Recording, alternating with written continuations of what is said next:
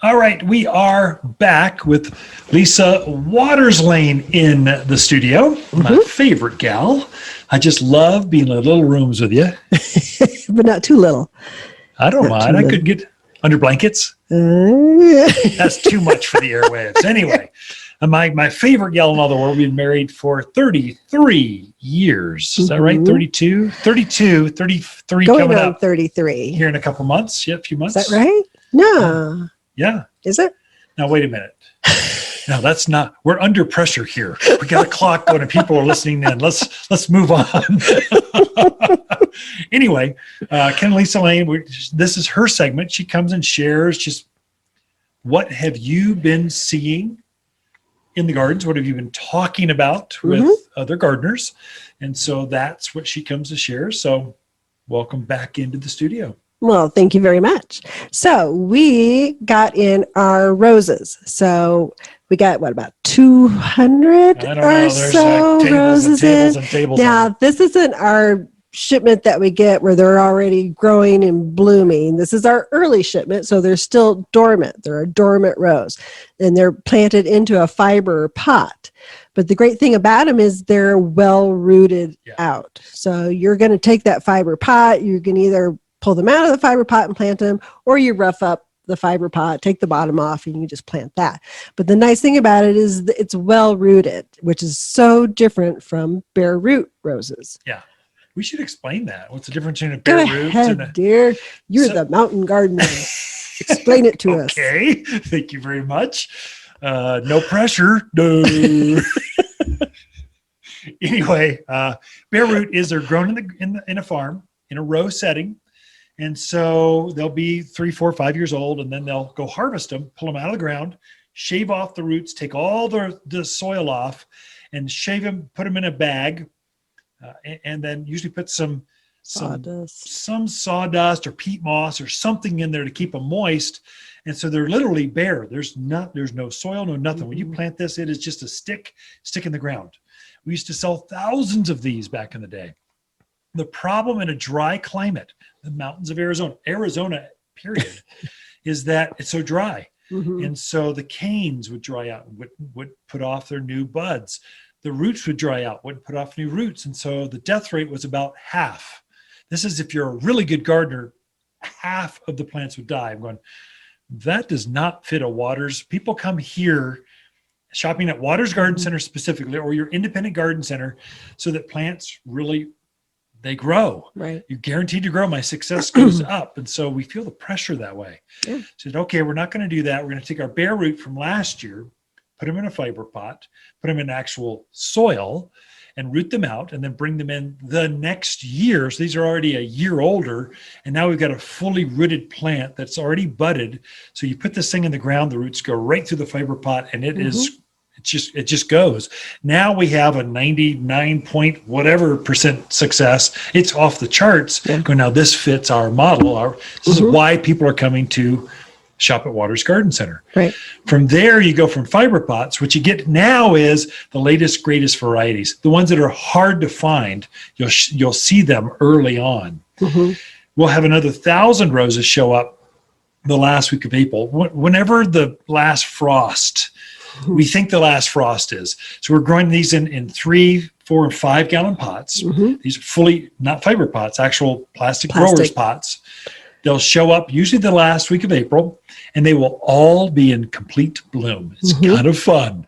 And we've got so many of them, we just spill out in the parking lot. So you have to wade through roses to get to the actual garden center. It's just so exciting. So, Mr. Garden Guy, why should they buy a dormant rose right now in a fiber pot as opposed to waiting until end of April and May, other than, different varieties? What's the benefit? So they're a little bit better, lower priced. So you save a couple bucks. That's good. More than a couple bucks. Yeah. You get better choice, better selection. Also, it's February, March. The gardeners aren't out yet, or only the true gardeners are out yet. And so you're dealing with more choice with less competition. So literally in the spring, and gardeners, non-gardeners, everyone is out gardening.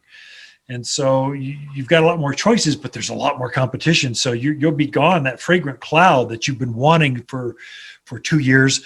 I mean, we've got 10 of them now, and there'll be none at the end of the day. So there's pressure. Mm-hmm. Now you can peruse and look at them a little bit better. It's less chaos. Is there an advantage? So we always tell people, so your fruit tree's dormant, take it home and plant it, wakes up in its new home, and it's happy and good to go. Is that the same true with these dormant roses? So they are going to wake up when all the other roses wake up here in the mountains of Arizona. So there is some benefit to that. So there's virtually no transplant shock. Right. That is true. Whereas in April, they've got all this tender new growth. They're all budded. They've all got flowers. And so you are going to find you got to be on your more game accurate. Got to be on your game. Yeah. Otherwise, they can actually stress out and have an issue. So yeah, less transplant shock. Okay. So I can show you how to get out of that. Oh, sure. Either way. I'm just trying to help people understand why they want to run down today and go buy the roses. So what are some great roses that maybe they'll only find here at Waters Garden Center? Oh, you bet. So we've got the assortment. So we have some floribundas, some tea roses, some grandifloras, kind of an assortment of different varieties, different colors. So I went through the list because it was a big list, and I went, oh, which ones are my favorite? So that's what I looked for. The first one that I saw was the Belinda Blush. So I like the lighter color roses. That's where I tend to lean to. I like the name Belinda. Oh, okay. Did you date a Belinda? No. Okay, just checking. Just a Belisa. Okay. That's terrible. So Belinda is a cream flower with a pink around the edge of it. Very, very pretty, but it is actually a shrub rose. Oh. So shrub roses are different from tea roses. How?